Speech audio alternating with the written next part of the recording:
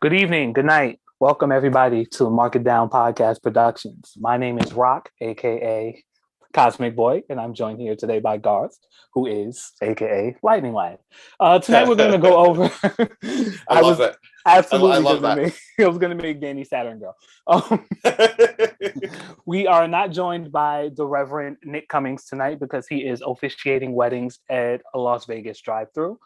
And I'm sorry to say that Danny Hernandez has tested positive for cat scratch disease. However, he will be back next week. Anyway, it's just us two. Get used to it. Get familiar. Right now, it's just you. I think we got to switch it to grid view. Technical difficulties when it's just the two of us. Absolutely.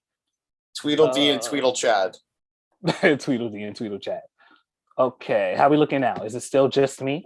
I will find out in a second. I'm proud of myself that I noticed it in the first place. So we'll see. All right, hold on. Oh, damn, now I lost the chat. Thanks, James. Thanks. That's, you know what? That's on me. I clearly, this was my issue, and I am sorry.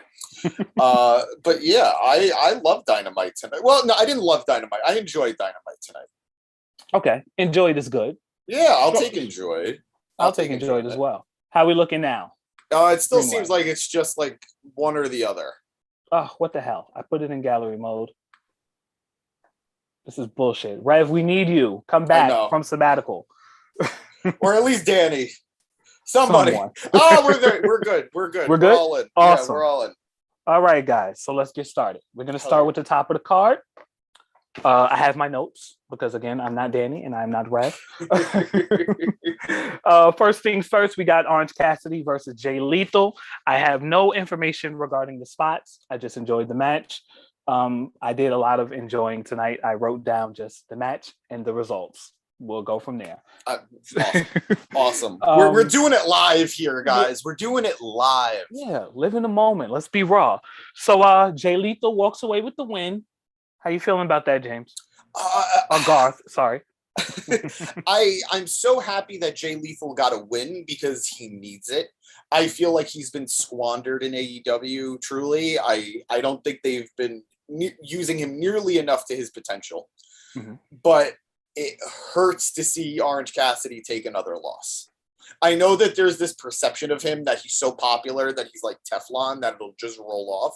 But the truth is, I want to see these guys, these AEW originals win.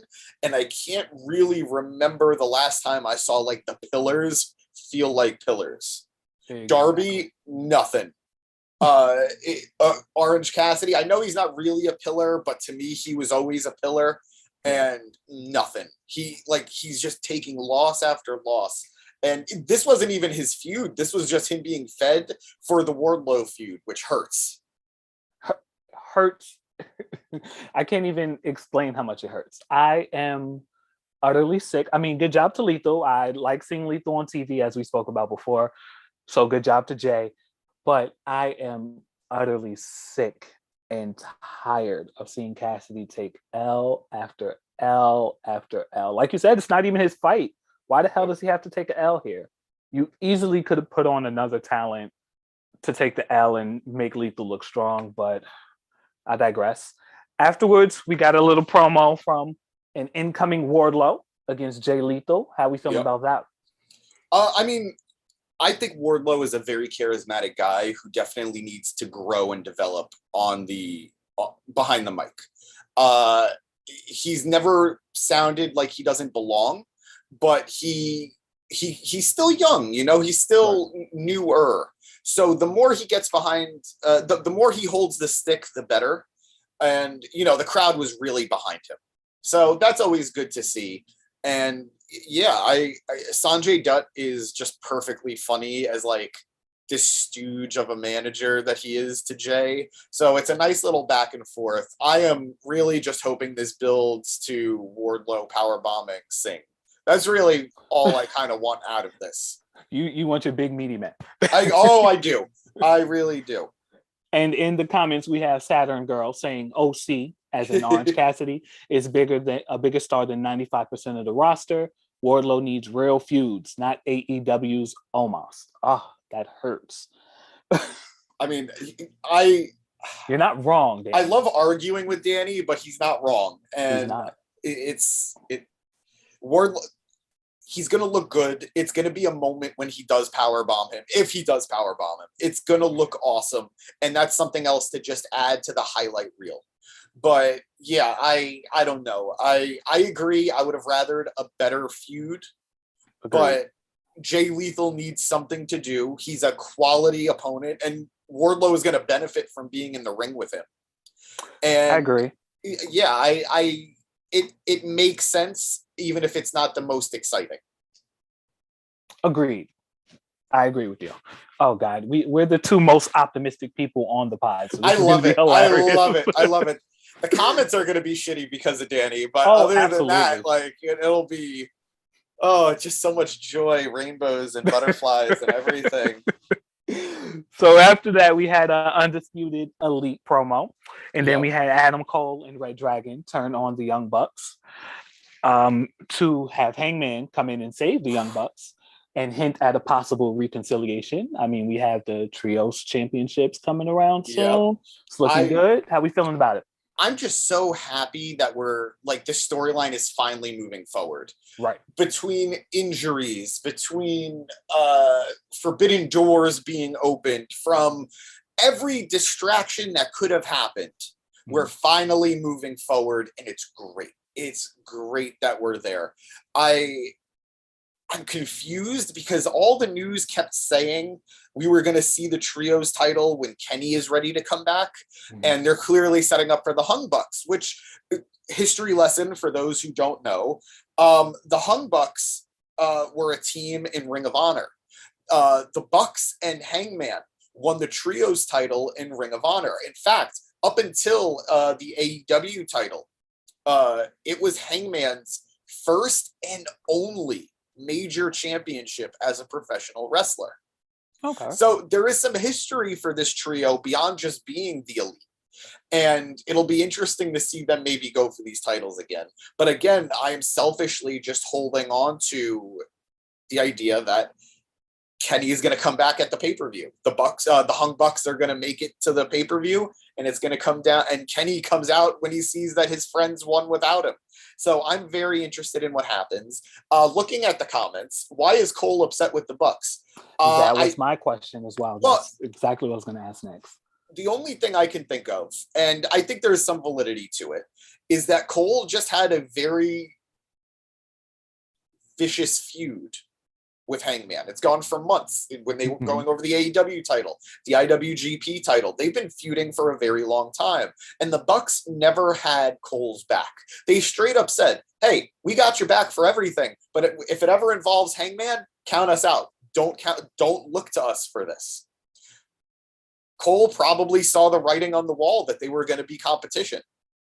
I personally wouldn't have alienated them. I think that's stupid, but I don't know. I wouldn't have done it, but I get the cowardly heel wanting to strike first. And I'm sure he wasn't 100% sure that Hangman would come out. So it makes sense, even if it's not the most logical move, in my opinion.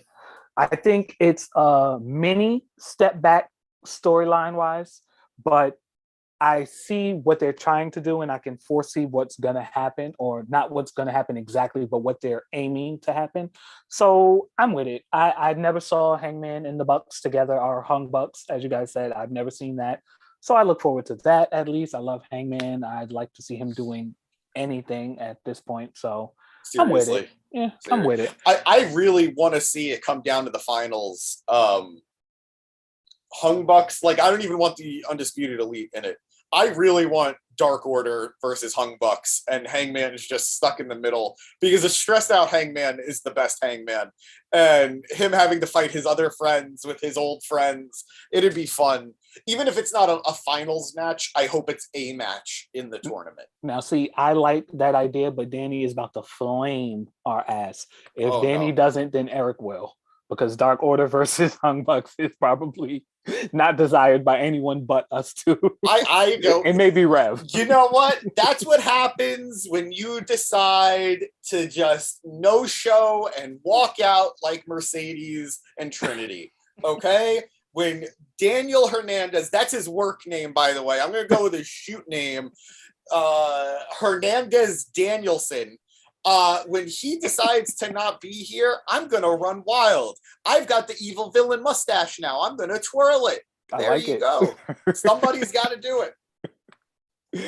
Moving on, we had a John Moxley promo backstage. I don't think we really have to go into it. Mox is Mox on the mic. We knew that shit was going to be good. After that, we also had a backstage promo from Christian, which was interrupted by a speeding car driven by one Jungle Boy. Do you know how pissed you got to be to want to kill Tony Schiavone? Do you know how mad? No. If you're a babyface, even Brody Lee, R.I.P., when he saw people shitting on Schiavone, he was like, "Nuh-uh, none of that. Not going to take it." So for Jungle Boy to be like, "I'm going to commit manslaughter and terminate Tony Schiavone," oh man, Jungle Boy is acting like a savage, and I love it. But let's face it, Schiavone's annoying as fuck. What? No. Okay, I love Schiavone. It's cool.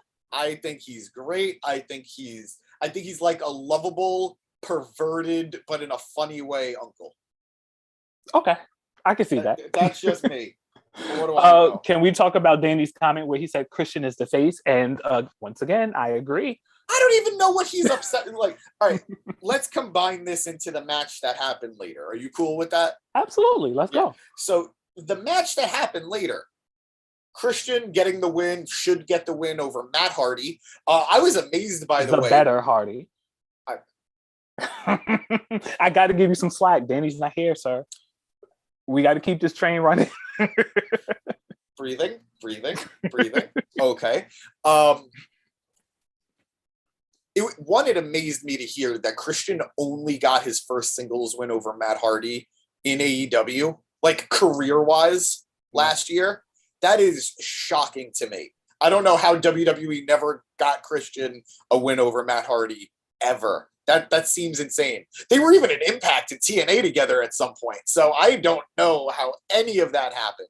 And dare I say, Christian is the most charismatic and probably I won't say best wrestler, but he's the most charismatic out of the four. Meaning Edge, Christian, Jeff, and Matt. I'd say Edge has more charisma than Christian, but I think Christian was always better. I want to say technically, but I don't know how you can be technical with a promo. But I think Christian was always more succinct. He knew what his character was going to be, while Edge's character evolved in a lot of different ways. And it's hard to say, but I think Christian is more strategic, which I know is going to give me some slack because Edge, of course, is the ultimate opportunist. But it's just, I don't know. It's something special about that guy, man. I'm so glad he got the win tonight. The right person won. Absolutely. It wouldn't have made any sense to have Matt win. Hello, my friend Harris. Enjoy your vacation. Thank you for tuning in, man. Welcome to the Matrix. Christian needed to win, one for the feud so he could look good when he gets eaten up by Jungle Boy or Luchasaurus, and two, Matt. I'm happy Matt's on TV. It's just been an interesting, like, I don't know what Danny's upset with, first of all, because Luchasaurus came out to his music. So that's what he's been clamoring for all this time. He got it. Which I hope he does every week for the remaining weeks of his career. End of the story. I will say this was the coolest I felt hearing it. This was like the best one. Like like him coming down to potentially screw up Christian. I was scared for Christian. And then, that got eradicated by Jungle Boy coming out and wearing what is quite possibly my new favorite wrestling shirt.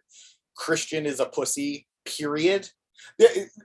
First of all, it's very New York. You never need punctuation on a t-shirt. That's just first of all. And second of all, if you're going to do it, put an exclamation point or maybe even a question mark to throw us off.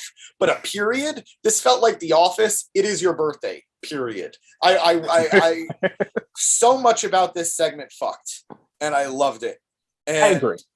I'm underselling the fact that Matt Hardy took a gnarly table bump And God bless him for still doing it at his age. I'm glad he was just smart enough to do it from the apron. True. Moving on, we go to a fucking banger, in my opinion. It's tied with match of the night for me. We had Britt Baker and Jamie Hayter. That was a good Thunderstorm. Sheesh. I mean, Thunder Rosa coming out with the sandbagging shirt. That was a plus for me. Oh, God. Do you know the lady balls it takes? That was brilliant. Like, I don't know how I feel about it, but I commend her for owning it. You have to commend her. I mean, she's been so sour and dry lately that anything she does that's out of the box or out of the normal, you kind of gotta give it to her. But the match, though, oh my God, mwah. This is the Thunder Rosa that I've been looking for. Keep her off the mic still, of course, unless it's in all Espanol promo. However, this match, as you would say, fucked. It really did. Match. It really did fuck. And just glad that Jamie Hayter is getting wins on TV. Super happy about that. Right. 2, I feel like this is a better use of Britt Baker. I don't quite feel like she's in the title scene, but she's doing something important, which is nice. Right. Mm-hmm. And I'm ready for, even though I love the name Thunderstorm, it's a great name. I'm very ready for those two to have another title match. And because they did, right? They had their first title match. Yeah, they had one. It went under the radar. It wasn't really great. I'm ready for the rematch. I'm ready for the redemption. And I think that's how we're going to get finally our Thunder Rosa heel turn, which if she doesn't drop the belt to Tony, I think will really revitalize her reign. Okay. So, yeah, But do you not think the tag team is working? Oh, no, I think it is working, but I don't think it's designed to last. I think this is very much a Y2AJ situation where the tag team was put in place for the betrayal. And, sometimes that's the way to go. And I think that's the case here. And I'm still waiting for Jamie Hayter to turn on Britt Baker, but I guess they just don't have any plans of that for the foreseeable future. And I will say, I think the highlight of the entire segment was Justin Roberts saying to eventually be accompanied by Rebel, who then ran out to accompany them. I don't know what happened there. I don't know if that was him being creative or funny or stalling. I don't know, but it was funny. And I would love to get some clarification on that because as unimportant as it is, it's dominating my thoughts for the night. I agree. It was funny. It was a moment. And then let us know that after that, the wins in my sales completely deflated because we got a huge announcement. Tayconti is marrying Sammy Guevara. Single men everywhere, just heartbroken tonight. Look, good for them. Good bit. I'm not here to comment on their real life situation. If they're happy, good on the two kids. I was hoping you would be messy, but okay. Oh, me? Yeah, no, just a little bit. Tayconti is a fellow Brazilian. I, by the law, need to root for her, no matter what bad decision she makes by being with Sammy Guevara. They only got engaged a couple months ago after Sammy was already engaged to somebody else. I don't need to be messy for them. The life will be its own mess for those two. So I'm just going to sit by with some popcorn. After that. Thanks, Danny. Right. From the Mark It Down podcast page. I getting booed by my own team. Gotta love it. After that, we had a promo from Eddie Kingston with a DMX shirt. Shout out to that. Mwah. Hell yeah. Challenging Sammy to All Out. What do we think about this? Was it important? Was it not? Are you excited for the match? I mean, it's going to be different. And I think Eddie is going to get a win, which he is kind of desperate for. Even when he won, the Jericho feud, he lost the entire feud. By the end, he lost it. Even when he won at Blood and Guts, it wasn't him who got the win. It was Claudio. So Eddie Kingston is in desperate need of a win, and it'll be fun to see him chop the shit out of Sammy Guevara. And does he win though? Who? Eddie? Yeah. Oh, I absolutely think Eddie Kingston wins. He'd better at this juncture. Like, by logic, he's beaten Jericho already. He beat him once. The only reason he didn't beat him a second time was because Sammy got involved. So is it possible that through a whole bunch of shenanigans, Sammy wins? Absolutely. But I think Eddie needs a win to set him on a new path. Otherwise, I think we're just going to be circling this drain for a while. Eddie needs a win badly. Besides Yes. the Jericho win, he hasn't won in months. That's all I have to say about it. Absolutely. No, absolutely. Absolutely. Moving on, we had a special announcement from Taz to let us know that Team Taz is finito. They are done. He wishes everybody the best in their future endeavors, including his son Hook, but they are done. I mean, I don't think anybody's shocked. I kind of wish it was handled better because Team Taz has been around for so long in AEW's history. They've been around since year one in a different form. It was Brian Cage and then Ricky Starks joined. I agree. And then Ricky Starks joined, and then Hobbs joined, and then Hook joined. And for a moment, Dante Martin maybe was a part of it. Who can remember? But God, I almost forgot that, and I watched it live. I think Dante Martin forgot about it. So I would have preferred a bigger deal to be made about it being broken up. But I understand that to make things less messy, especially for Hook, who is without a doubt the future of that trio. Like, I think Ricky Starks is the immediate future, but I think Hook is the far future. Yeah, I understand wanting to have it be as quick and painless as possible and just have Starks and Powerhouse Hobbs feud, who I love Hobbs. I think he is a great heavy, and I think for someone who didn't have a lot of exposure before AEW, he's got a lot of upside, and I'd be happy to see him develop in his own way too. But this feud better be quick so they could strap a fucking rocket to Ricky Starks.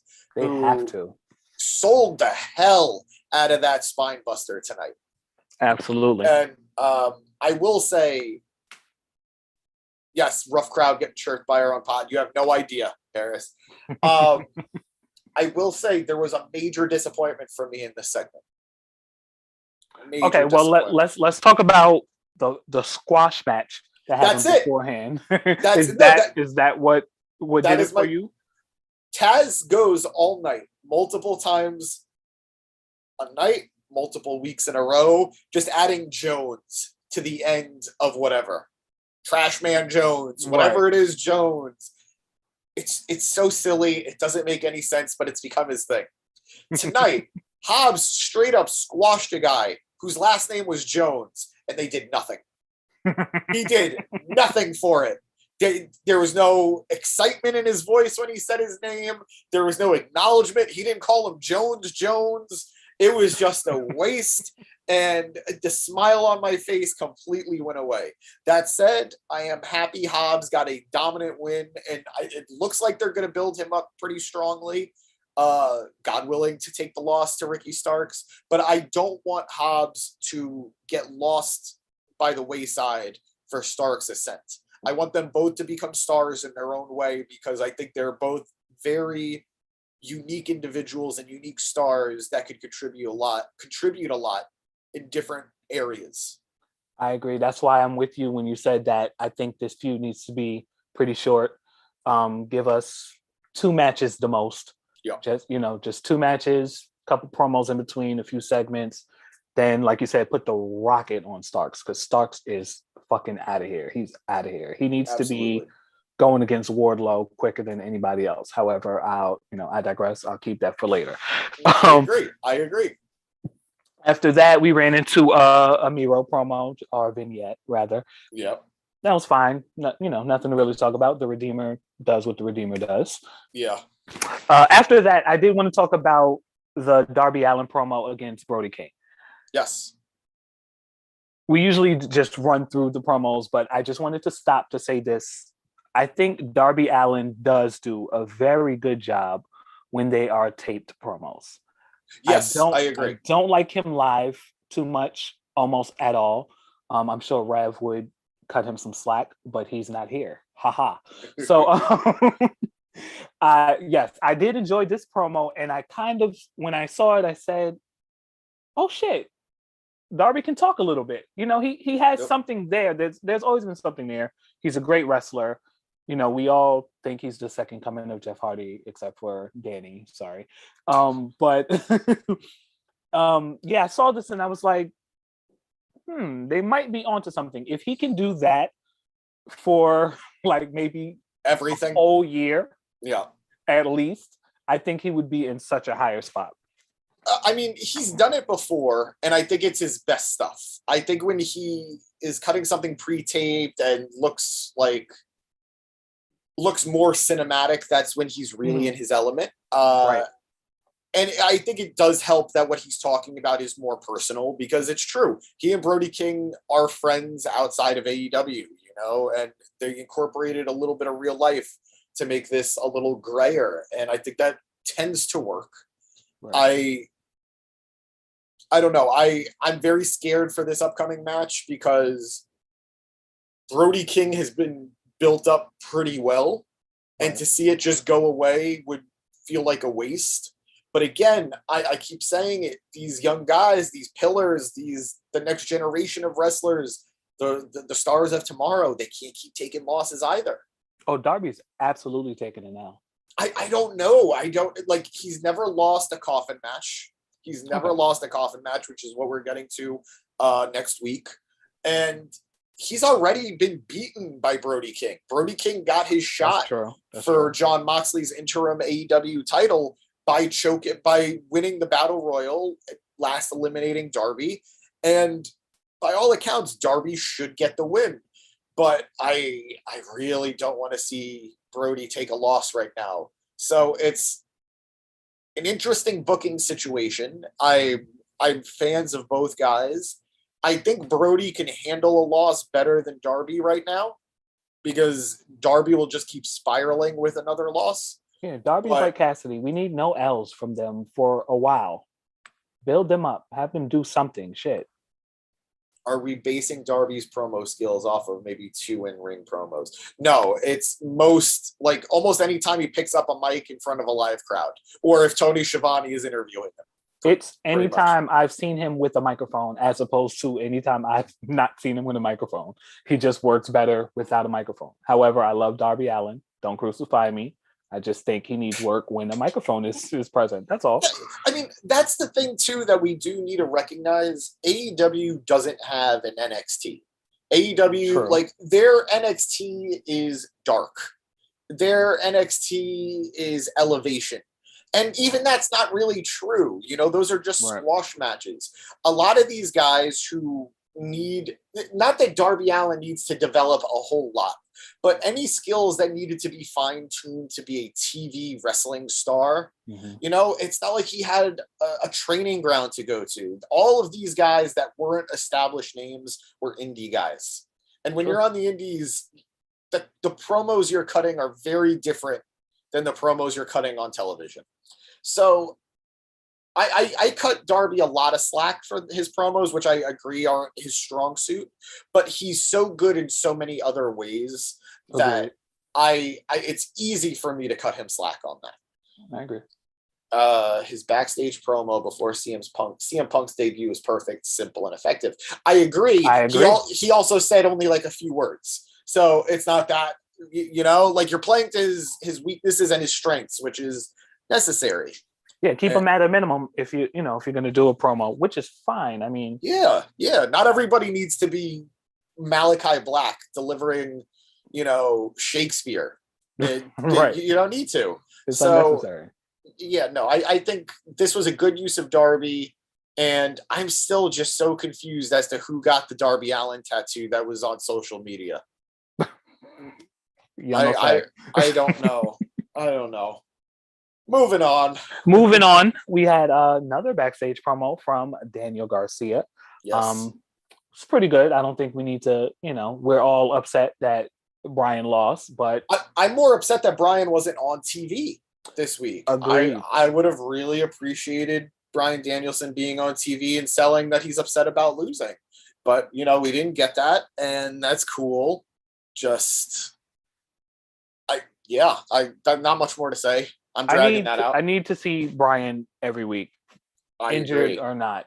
And we know he's not injured, so I need to see him every week. At least a promo, even if it's a fucking cameo. Don't buy a ticket and sit in the crowd, though, Bryan. I hate that shit. Never do that. That was Jungle Boy's thing tonight. That's how he got back into the arena. Yeah, I bought a ticket. However, moving on. Then we had an in-ring promo from Ethan Page, accompanied by Stokely Hathaway. And Ethan Page is promoing. He's doing his in-ring thing. And then out of nowhere, Stokely whispers to him. He gives him his card. And then they both leave. Yep.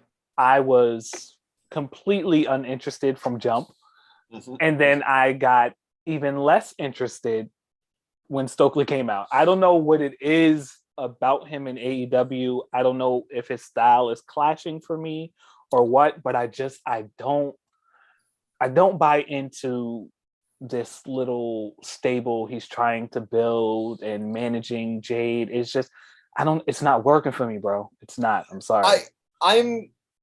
I will agree. I'm not really digging how they're handling Stokely, but I can't say that I think it's Stokely's fault yet. I feel that they haven't really been playing to his strengths. Agree. He's a hype man. That's his job. He is there to hype whoever he's representing. It's why he worked so well in the Diamond Mine in NXT. He was hyping those guys up to be a big deal, and they were happy to prove him right. Here in AEW, his first major person was Jade Cargill, and Jade isn't really someone who needs a hype man. She is her own hype person. It's never a bad thing to have someone singing your praises ever, but at the same time, even she undercuts what Stokely's doing, because if she doesn't like what Stokely's doing, she shuts him down right then and there, like she did to Mark Sterling. So it's different with Mark, though. But oh no, it is, because he feeds into it. You know, like he looks like the hapless loser who Jade is right about. Right, it's electric when he's on the mic. Exactly, but when Stokely does it, it's almost as if they're fighting each other. Right. Like they're arguing against one another when that shouldn't be the purpose. So focusing here with Ethan Page, I know for a fact Ethan Page is a better wrestler and a bigger, I don't want to say a bigger star, but a better superstar than he has been presented in AEW. Okay. From the jump, he was either part of Men of the Year or American Top Team, which I don't know where Scorpio Sky is, that they're not together anymore. Did I miss them breaking up and I don't know about it? It probably happened on Dark or Rampage, honestly. So sad, yet so possibly true. But he is a charismatic guy. If you guys don't know about Ethan Page prior to AEW, he was an Impact wrestler teaming with Josh Alexander of the North, a nice Canadian tag team, a great, strong tag team that only broke up because Ethan Page was leaving for AEW. He's got funny bits where he does this character, Karate Man. It's a fun YouTube stuff. It's fun YouTube stuff. Go check him out. But regardless of all that, he has not been played to his strengths here in AEW. He yells when he cuts promos. He just always seems angry and never really feels justified. So I don't know.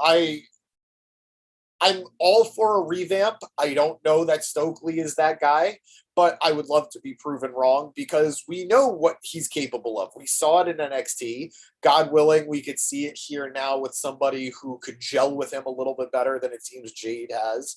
So optimistic, but I'm not betting the house on it yet. Yeah, I think he's very mediocre every time I've seen him. I don't know about, the Josh Alexander or what have you.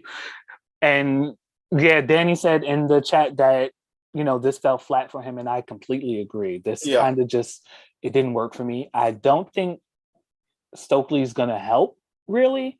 So it's hard to say where that's going to go, but we spent enough time on somebody that I am very indifferent about and don't care enough about.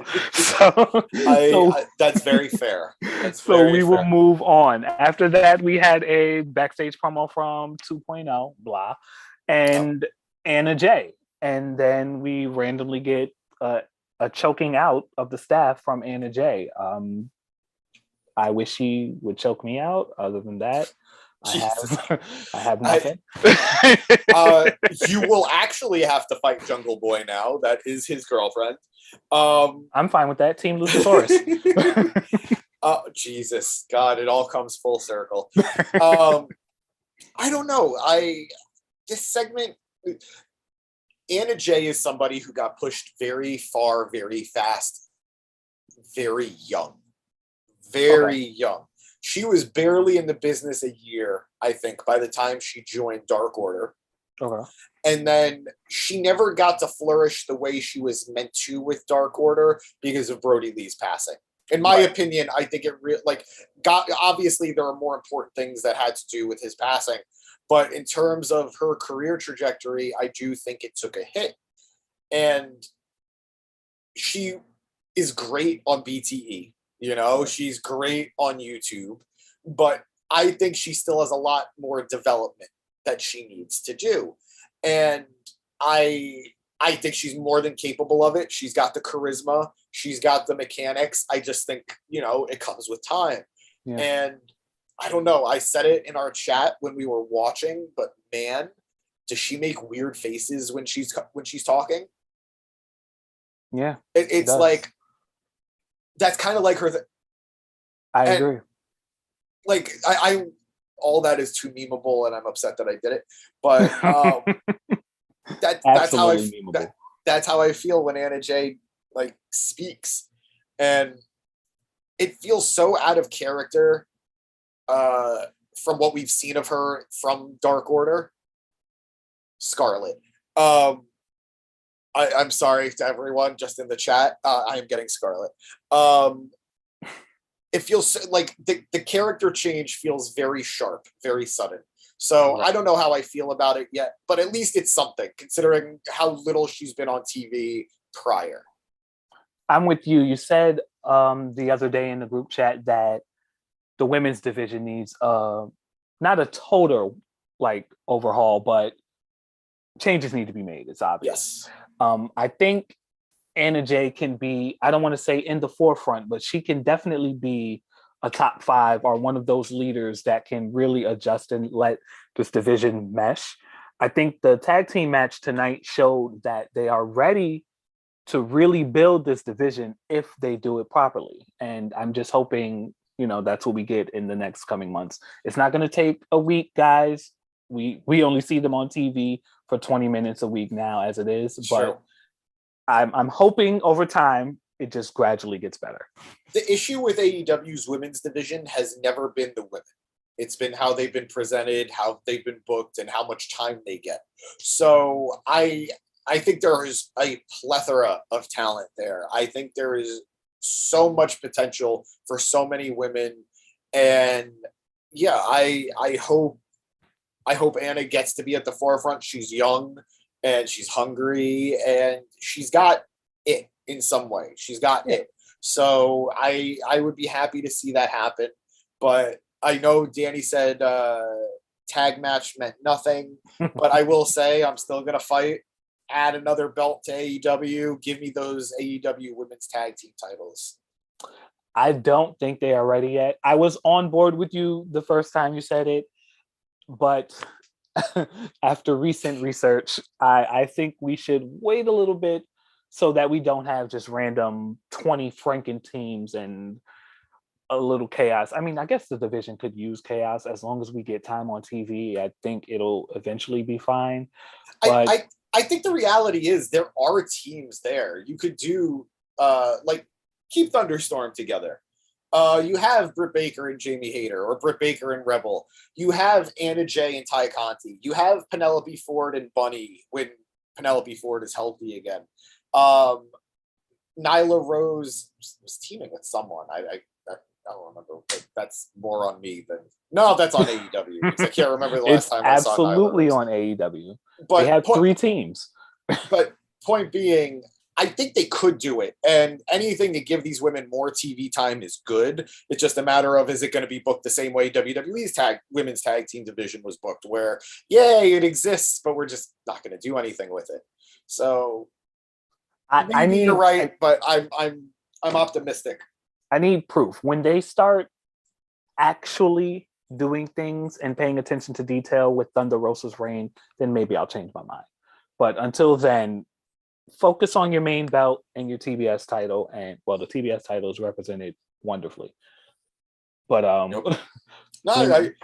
Jade Cargill is so good that we want her to have both belts at this point, because Thunder Rosa's reign is terrible.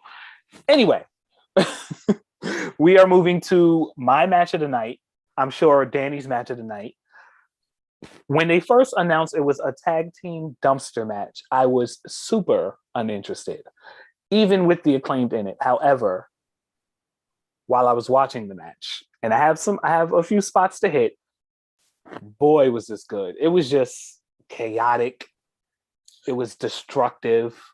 It was almost Attitude Era, dare I say. No, it was absolutely Attitude Era. Very violent, and Gun Club looked great. The Acclaimed looked phenomenally great. Also, shout out to them being faces. And man, Vince McMahon bars, Joe Biden bars in the freestyle. The top of the tunnel spot was amazing. That made me think of some old Raw shit. The New Age Outlaws inspired attire was enough for me. I don't know. I was all in. I was super excited. Give me your take. Oh, I love this. I love gimmick matches, and I'm tired of pretending that they're not fun. This was all those adjectives you listed and more. This was historic because, one, it's AEW's first dumpster match, and hopefully we do go a while before we see another dumpster match. But it's also, history repeating itself a little bit, because the other most, in my mind, prominent tag team dumpster match I've ever seen was the New Age Outlaws versus Mick Foley and Terry Funk. I think it was WrestleMania. Shit. So the Ass Boys following in Billy's footsteps, or butt steps. I don't know. Trademark it. Hi, Hassan Terrell. Thank you for joining us tonight. I hope you enjoy Dynamite, and I hope you enjoy our conversation. Feel free to tell us what you thought about the show. And welcome to the Matrix, my friend. Mark it down. I don't know what pill that needed to be, but I hope it went down easy. But yeah, I enjoyed the match. It was fun. The Acclaimed are so friggin' over, and it's not even like, I'm not saying anything new or surprising there. They just are. And it's fun to see young opponents going at it. Absolutely. It's something that's kind of gotten lost a little bit with AEW because of how many big names that have come in. We've seen the Bryans, the Coles, the Punks, the Moxleys, who are all amazing, and I want them on my TV as much as possible. But AEW was establishing itself as the place for these new names that you might not be familiar with, but you're gonna want to see more of. And to see just 4 young guys who are developing their career now have such a prominent spot on the card and have such a fun match. I loved it. I hope more for the Ass Boys because they're a good heel team to beat. They serve their role very well. And the Acclaimed, both of them, I think Bowens and Caster are stars. I know Caster is the more exciting one because he's the one rapping, but I think Bowens is amazing. I think he's a great worker. He's a great, great worker. And his super kick was awesome. Like I enjoyed his super kick. And yeah, man, great stuff. I will say there was one bit of this match that did scare me. And it was when they did push the dumpster off of the ramp, I know it was zip tied, so they thought it was safe. But when it crashed over, that thing opened up, and I got scared that somebody got hurt. I did. But thankfully, I haven't heard of anything. I don't think anything's come out that anybody's hurt. So it worked out. But man, that was scary. Yeah, I saw one of the ass boys' feet climbing out a little bit, like fidgeting, and I was also kind of nervous. But I think they're fine. I hope they're fine. Gave me his boots being under the dumpster gave me real Wizard of Oz vibes. I was kind of hoping that they would take his boots off and his feet would curl back, but I'm not writing the show. I'm sorry, guys. I'm not. That's a great idea. No, I like it. Pop culture. After that, we go directly into the main event. Chris Jericho versus Wheeler Yuta for the number one contenders match regarding the interim AEW championship. Okay. Oh boy. I wanted to possibly not like this match, or I wanted to like the match, but I kind of wanted to shit on it because shitting on Jericho is always fun, and I'm going to always do it as much as I can. But damn, this match was kind of a banger. It was. From beginning to end, the vibe was good. Right. Claudio coming out to support Wheeler against 2.0. To be a neutralizer. Yeah. Yeah. Whole shit. Bravo, sir. Thank you. Them all getting thrown out. To them just having that match. It was good. Look, it's easy to rip on Jericho. It is. He makes it very easy. He makes it very fun. But the reality is he can still go. He's not, this isn't 20 years ago, but he can still go, and he does offer a lot. So it was a nice match for Yuta to have. Wheeler looked great. Phenomenal. He got to mix it up with Chris Jericho and look good, and Jericho got a nice win. I think my biggest beef with this match was that it shouldn't have been a number one contenders match. I think it should have just been a match, because knowing it was number one contenders, in my mind, there was no way Jericho. We knew the winner. Right. Yeah, we knew from the get-go that Jericho was winning, and if it wasn't, maybe Yuta rolls him up. Right. And which wouldn't have been smart either, because Jericho needs to look good going into Moxley next week. But maybe Wheeler rolls him up, gets the quick 1, 2, 3, and then the JAS just beat him down. And that's what gives him the heat to go against Moxley next week. But it was a good match. I love a good Lion Tamer. There is a big difference between the Walls of Jericho and the Lion Tamer. The torque on that Lion Tamer is so crucial, and it makes that move look violent. It makes that move look scary. So it was a nice finish. He who shall remain nameless was not happy that Wheeler kicked out of a code breaker. But again, as Danny pointed out, everybody kicks out of the code breaker. It's not a finisher anymore. It hasn't been a finisher since like 2015. So literally. We got to move on from it. They even kicked out of the code breaker in WWE, so it's not that big of a deal.